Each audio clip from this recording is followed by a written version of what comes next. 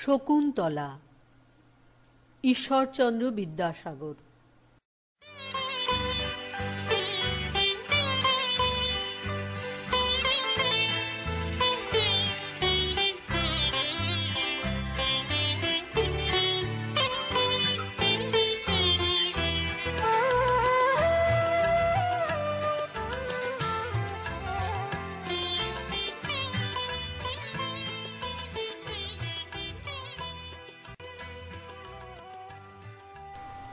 ষষ্ঠ পরিচ্ছেদ।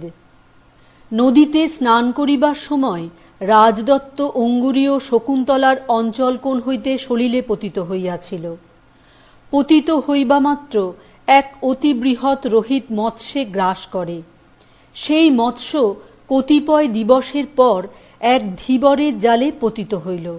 ধীবর খণ্ড খণ্ড বিক্রয় করিবার মানুষে ওই মৎস্যকে বহু অংশে বিভক্ত করিতে করিতে তদীয় উদর মধ্যে অঙ্গুরীয় দেখিতে পাইল।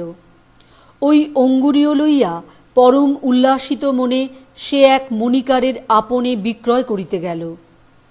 মণিকার সেই মণিময় অঙ্গুরীয় রাজ নামাঙ্কিত দেখিয়া ধীবরকে চোর স্থির করিয়া নগরপালের নিকট সংবাদ দিল।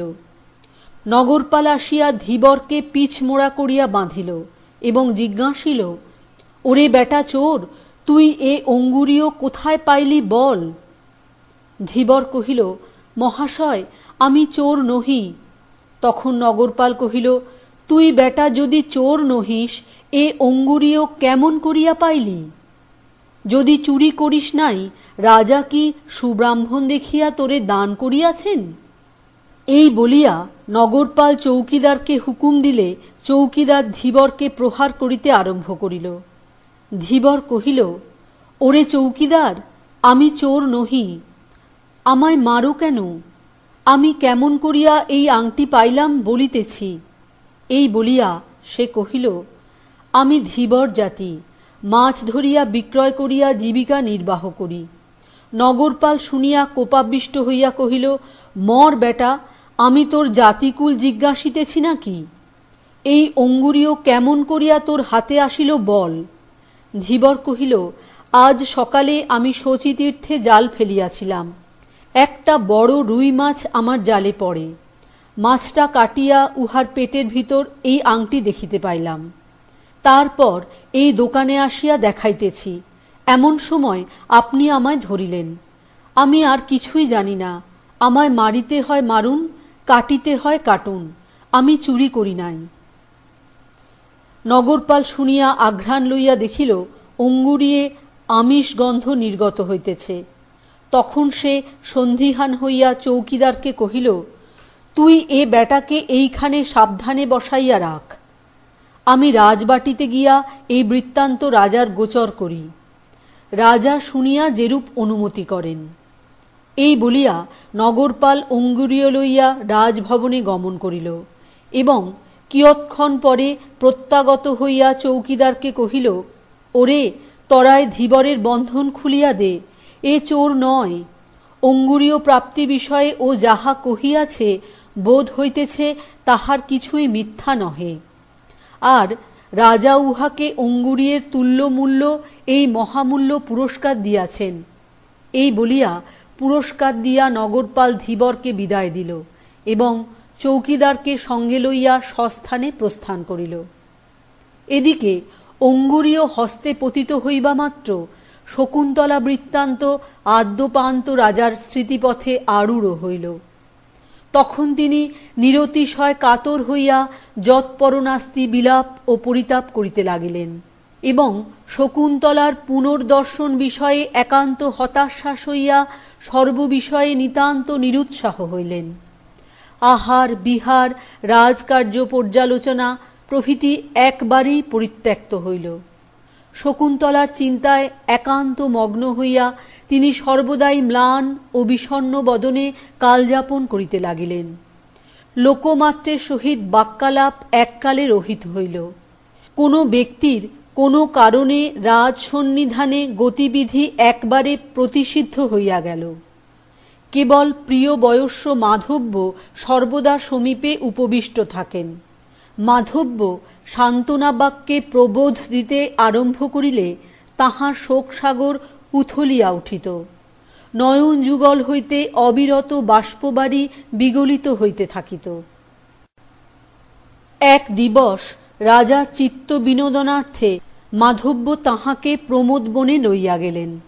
উভয়ে শীতল শিলাতলে উপবিষ্ট হইলে মাধব্য জিজ্ঞাসা করিলেন, ভালো বয়স্য, যদি তুমি তপবনে শকুন্তলার পানি গ্রহণ করিয়াছিলে, তবে তিনি উপস্থিত হইলে প্রত্যাখ্যান করিলে কেন? রাজা শুনিয়া দীর্ঘ নিঃশ্বাস পরিত্যাগ করিয়া কহিলেন, বয়স্য, ও কথা আর কেন জিজ্ঞাসা করো? রাজধানী প্রত্যাগমন করিয়া আমি শকুন্তলা বৃত্তান্ত একবারে বিস্মৃত হইয়াছিলাম। কেন বিস্মৃত হইয়াছিলাম কিছুই বুঝিতে পারিতেছি না। সে দিবস প্রিয়া কত প্রকারে বুঝাইবার চেষ্টা করিলেন, কিন্তু আমার কেমন মতিচ্ছন্ন ঘটিয়াছিল, কিছুই স্মরণ হইল না। তাহাকে স্বেচ্ছাচারিণী মনে করিয়া কতই দুর্বাক্য কহিয়াছি, কতই অবমাননা করিয়াছি। এই বলিতে বলিতে নয়ন যুগল অশ্রুজলে পরিপূর্ণ হইয়া আসিল। বাক শক্তি রহিতের ন্যায় কিয়ৎক্ষণ স্তব্ধ হইয়া রহিলেন। অনন্তর মাধব্যকে কহিলেন, ভালো, আমি যেন বিস্মৃত হইয়াছিলাম। তোমায় তো সমুদায় বলিয়াছিলাম, তুমি কেন কথা প্রসঙ্গেও কোনোদিন শকুন্তলার কথা উত্থাপিত করো নাই? তুমিও কি আমার মতো বিস্মৃত হইয়াছিলে? তখন মাধব্য কহিলেন, বয়স্য, আমার দোষ নাই। সমুদয় কহিয়া পরিশেষে তুমি বলিয়াছিলে, শকুন্তলা সংক্রান্ত যে সকল কথা বলিলাম সমস্তই পরিহাস মাত্র, বাস্তবিক নহে। আমিও নিতান্ত নির্বোধ, তোমার শেষ কথাই সত্য বলিয়া বিশ্বাস করিয়াছিলাম। এই নিমিত্ত কখনো সে বিষয়ে উল্লেখ করি নাই। বিশেষত প্রত্যাখ্যান দিবসে আমি তোমার নিকটে ছিলাম না। থাকিলে যাহা শুনিয়াছিলাম আবশ্যক বোধ হইলে বলিতে পারিতাম। রাজা দীর্ঘ নিঃশ্বাস পরিত্যাগ করিয়া বাষ্পাকুল লোচনে শোকাকুল বচনে কহিলেন, বয়স্য, কার দোষ দিব? সকলই আমার অদৃষ্টের দোষ। এই বলিয়া তিনি সাতিশয় শোকাভিভূত হইলেন। তখন মাধব্য কহিলেন, বয়স্য, শোকে এরূপ অভিভূত হওয়া তোমার উচিত নহে। দেখো, সৎ পুরুষেরা শোকের ও মোহের বশীভূত হয়েন না।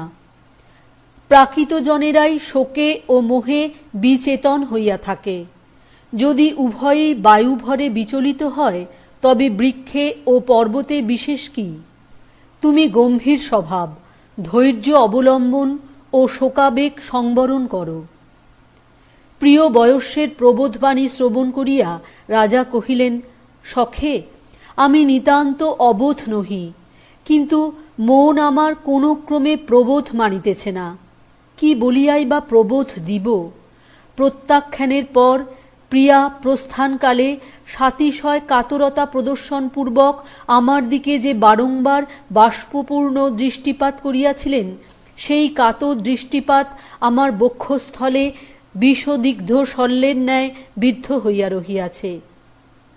আমি তৎকালে তাহার প্রতি যে ক্রূরের ব্যবহার করিয়াছি, তাহা মনে করিয়া আমার হৃদয় বিদীর্ণ হইয়া যাইতেছে। মরিলেও আমার এ দুঃখ যাইবে না। মাধব্য রাজাকে নিতান্ত কাতর দেখিয়া আশ্বাস প্রদানার্থে কহিলেন, বয়স্য, অতি কাতর হইও না। কিছুদিন পরে পুনরায় শকুন্তলার সহিত নিঃসন্দেহ তোমার সমাগম হইবেক। রাজা কহিলেন, বয়স্য, আমি এক মুহূর্তের নিমিত্ত আর সে আশা করি না। এ দেহ ধারণে আর আমি প্রিয়ার দর্শন পাইব না। ফল কথা এই, এ জন্মের মতো আমার সকল সুখ ফুরাইয়া গিয়াছে। নতুবা তৎকালে আমার তেমন দুর্বুদ্ধি ঘটিল কেন? মাধব্য কহিলেন, কোনো বিষয়ে নিতান্ত হতাশ হওয়া উচিত নয়। ভবিতব্যের কথা কে বলিতে পারে? দেখো, এই অঙ্গুরীয় যে পুনরায় তোমার হস্তে আসিবেক, কাহার মনে ছিল? ইহা শুনিয়া অঙ্গুরিয়ে দৃষ্টিপাতপূর্বক রাজা উহাকে সচেতন বোধে সম্বোধন করিয়া কহিলেন, অঙ্গুরীয়, তুমিও আমার মতো হতভাগ্য, নতুবা প্রিয়ার কমনীয় কোমল অঙ্গুলিতে স্থান পাইয়া কি নিমিত্ত সেই দুর্লভ স্থান হইতে ভ্রষ্ট হইলে? মাধব্য কহিলেন, বয়স্য, তুমি কি উপলক্ষে তাহার অঙ্গুলিতে অঙ্গুরীয় পরাইয়া দিয়াছিলে? রাজা কহিলেন, রাজধানী প্রত্যাগমন সময়ে প্রিয়া অশ্রুপূর্ণ নয়নে আমার হস্তে ধরিয়া কহিলেন, আর্যপুত্র, কতদিনে আমায় নিকটে লইয়া যাইবে? তখন আমি এই অঙ্গুরীয় তাহার কোমল অঙ্গুলিতে পরাইয়া দিয়া কহিলাম, প্রিয়ে, তুমি প্রতিদিন আমার নামের এক একটি অক্ষর গণিবে, গণনাও সমাপ্ত হইবেক, আমার লোক আসিয়া তোমায় লইয়া যাইবেক। প্রিয়ার নিকট সরল হৃদয়ে এই প্রতিজ্ঞা করিয়া আসিয়াছিলাম, কিন্তু মোহান্ধ হইয়া একবারেই বিস্মৃত হই। তখন মাধব্য কহিলেন, বয়স্য, এ অঙ্গুরীয় কেমন করিয়া রোহিত মৎস্যের উদরে প্রবিষ্ট হইল? রাজা কহিলেন, শুনিয়াছি শচীতীর্থে স্নান করিবার সময় প্রিয়ার অঞ্চল প্রান্ত হইতে সলিলে পতিত হইয়াছিল। মাধব্য কহিলেন, হ্যাঁ, সম্ভব বটে, সলিলে পতিত হইলে রোহিত মৎস্যে গ্রাস করে। রাজা অঙ্গুরীয়ে দৃষ্টি নিক্ষেপ করিয়া কহিলেন, আমি এই অঙ্গুরীয়ের যথোচিত তিরস্কার করিব। এই বলিয়া কহিলেন, ওরে অঙ্গুরীয়, প্রিয়ার কোমল করপল্লব পরিত্যাগ করিয়া জলে মগ্ন হইয়া তোর কি লাভ হইল বল? অথবা তোরে তিরস্কার করা অন্যায়, কারণ অচেতন ব্যক্তি কখনো গুণগ্রহণ করিতে পারে না। নতুবা আমি কি নিমিত্ত প্রিয়ারে পরিত্যাগ করিলাম? এই বলিয়া অশ্রুপূর্ণ নয়নে শকুন্তলাকে উদ্দেশ করিয়া কহিলেন, প্রিয়ে, আমি তোমায় অকারণে পরিত্যাগ করিয়াছি। অনুতাপানলে আমার হৃদয় দগ্ধ হইয়া যাইতেছে, দর্শন দিয়া প্রাণ রক্ষা করো।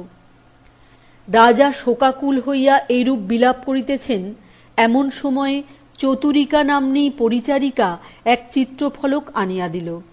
রাজা চিত্ত বিনোদনার্থে ওই চিত্রফলকে স্বহস্তে শকুন্তলার প্রতিমূর্তি চিত্রিত করিয়াছিলেন। মাধব্য দেখিয়া বিস্ময়োৎফুল্ল লোচনে কহিলেন, বয়স্য, তুমি চিত্রফলকে কি অসাধারণ নৈপুণ্য প্রদর্শন করিয়াছ, দেখিয়া কোনো মতে চিত্র বলিয়া বোধ হইতেছে না।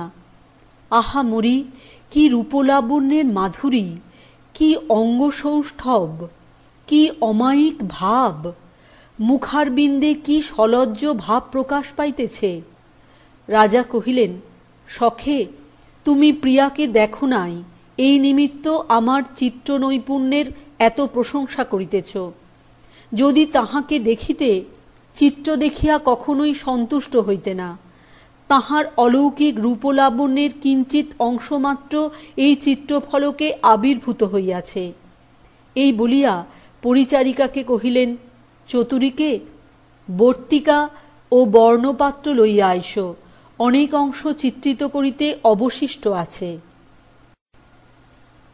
এই বলিয়া চতুরিকাকে বিদায় করিয়া রাজা মাধব্যকে কহিলেন, সখে, আমি সাধু শীতল নির্মল জলপূর্ণ নদী পরিত্যাগ করিয়া এক্ষণে শুষ্ক কণ্ঠ হইয়া মৃগ তৃষ্ণিকায় পিপাসা শান্তি করিতে উদ্যত হইয়াছি।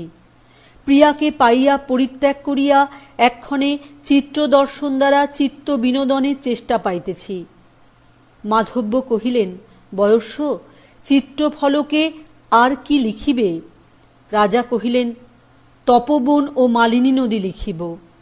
যে রূপে হরিণগণকে তপবনে স্বচ্ছন্দে ইতস্তত ভ্রমণ করিতে এবং হংসগণকে মালিনী নদীতে কেলি করিতে দেখিয়াছিলাম, সে সমুদয়ও চিত্রিত করিব।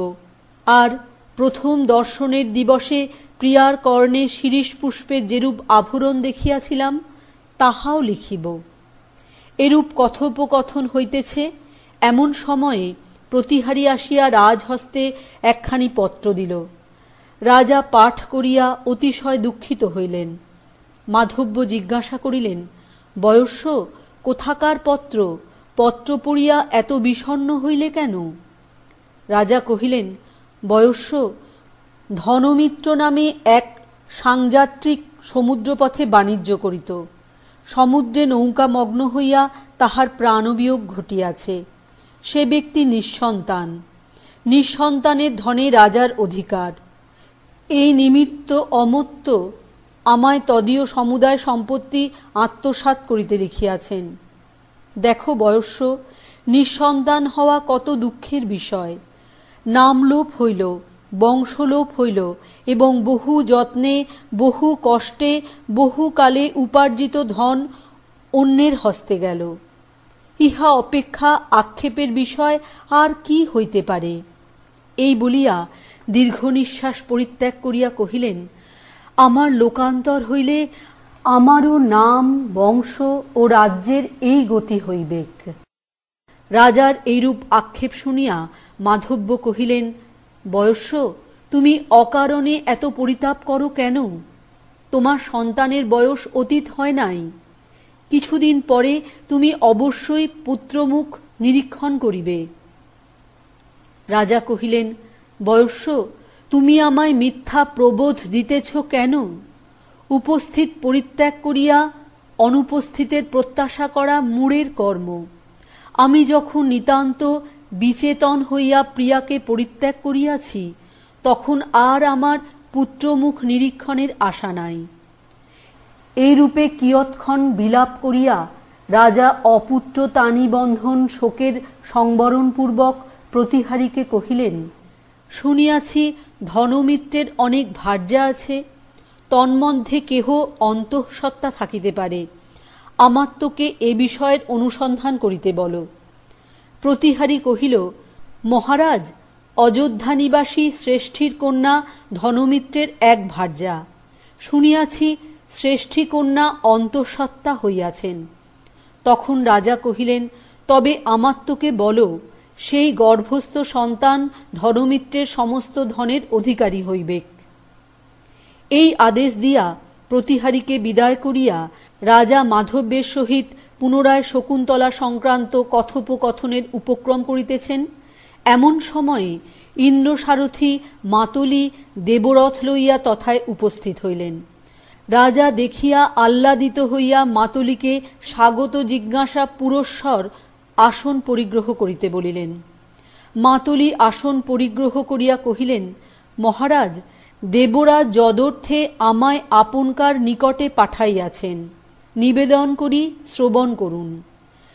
কালনেমির সন্তান দুর্জয় নামে দুর্দান্ত দানবগণ দেবতাদিগের বিষম শত্রু হইয়া উঠিয়াছে। কতিপয় দিবসের নিমিত্ত দেবলোকে গিয়া আপনাকে দুর্জয় দানব দলের দমন করিতে হইবেক। রাজা কহিলেন, দেবরাজের এই আদেশে সবিশেষ অনুগৃহীত হইলাম। পরে মাধব্যকে কহিলেন, বয়স্য, আমাত্মকে বল, আমি কিয়ৎ দিনের নিমিত্ত দেবকার্যে ব্যাপৃত হইলাম। আমার প্রত্যাগমন পর্যন্ত তিনি একাকী সমস্ত রাজকার্যের পর্যালোচনা করুন। এই বলিয়া সসজ্জ হইয়া রাজা ইন্দ্ররথে আরোহণপূর্বক দেবলোকে প্রস্থান করিলেন।